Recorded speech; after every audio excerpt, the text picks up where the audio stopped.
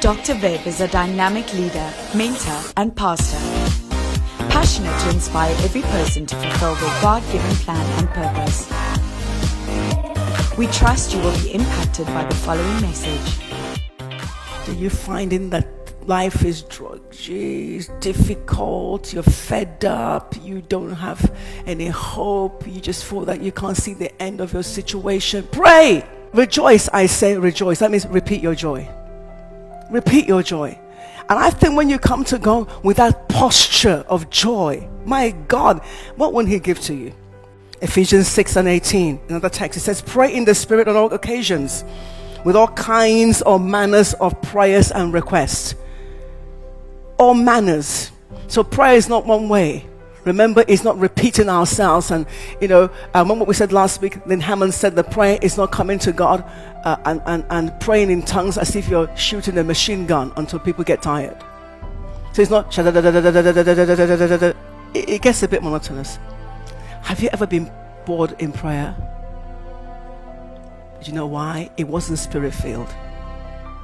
If you're praying and you're bored, you've got into that monotonous thing where we're repeating.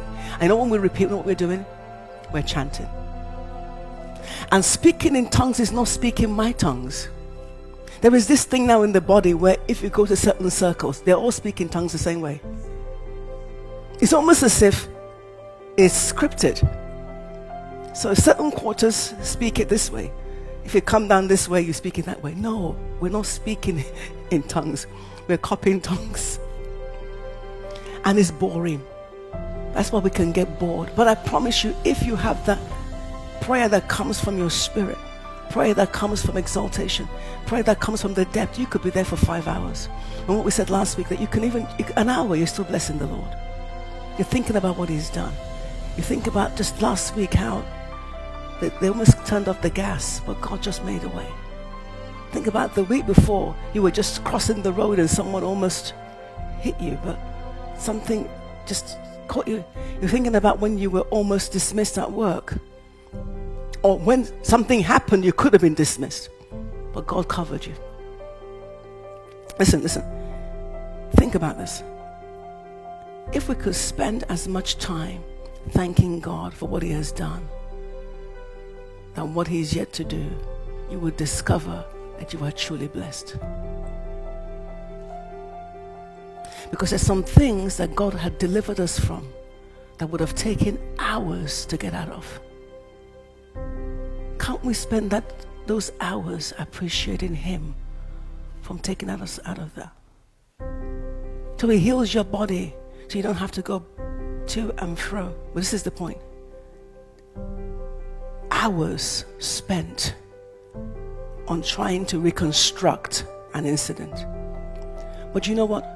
Do you know how many other incidents God did not permit to happen? But we don't give Him the hours back in praise.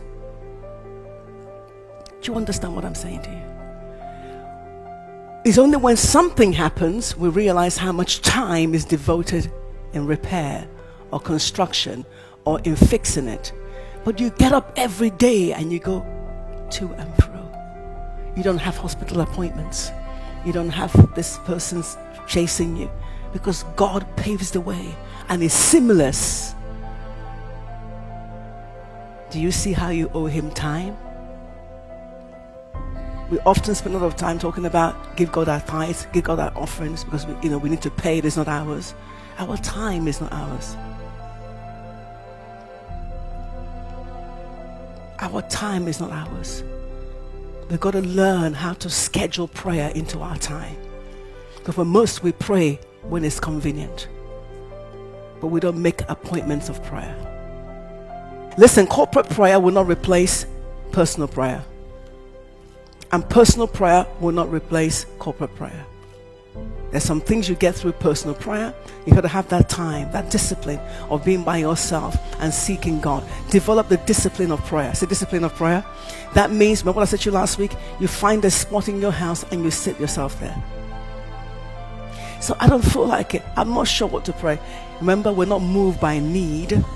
We're moved by the command of God. God says, I need to do this. You can find somewhere where you can pray. You need a place that God identifies that you will be there. Don't be haphazard with your prayer life. When you're haphazard, you get haphazard results. All right? Be deliberate about it. Praying is intentional.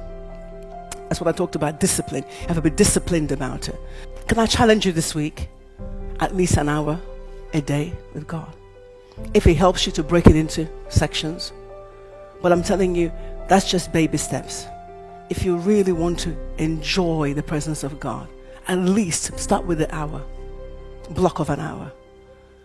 Deprive yourself of sleep and get God inside of you. Thank you for watching. We believe it has been life-changing. We would love to hear from you, or if you would like Dr. Viv at one of your upcoming events.